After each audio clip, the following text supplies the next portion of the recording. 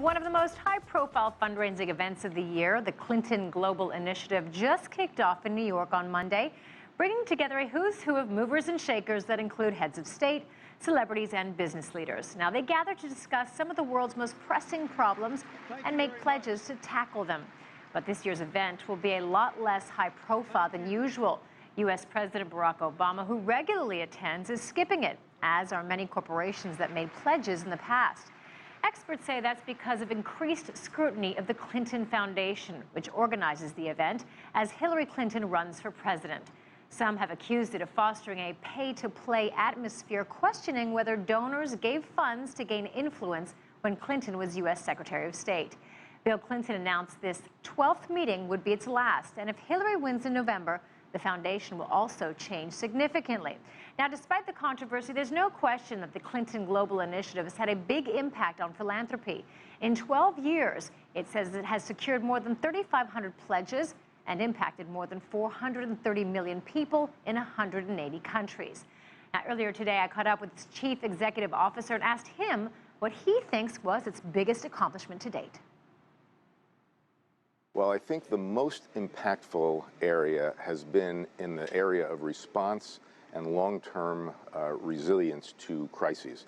It began with Katrina, and immediately after Katrina, many of our members looked to CGI as a place that might be able to help. Brad Pitt, it was one, in fact, and he and the U.S. Green Building Council and an architecture firm got together and designed homes, environmentally friendly homes, to build in the lower Ninth Ward so that people who were displaced could come back.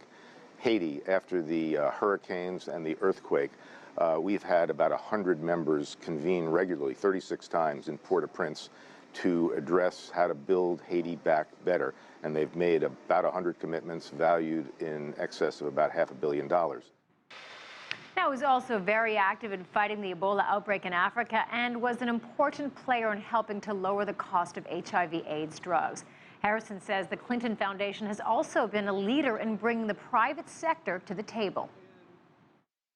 I think President Clinton's insight was that the private sector was critical to address some of these great challenges, and that they could do it in a way which brought profit together with purpose, or doing well and doing good at the same time, leveraging their core competencies in order to also address environmentally and socially important issues. And part of the reason that that's important is because it's the private sector and because they are making a profit by doing some of these projects, it's sustainable. It's not just charity. I also got to speak to Ed Hughes, who's the initiative's deputy director, who says it was also unique in other ways.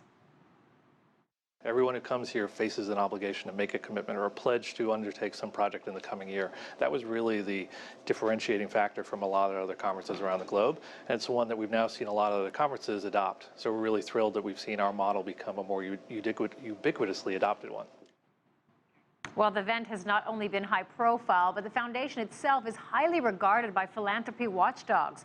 Charity Watch gives it an A rating and says in 2014, more than 87% of its funding went to projects, which is high.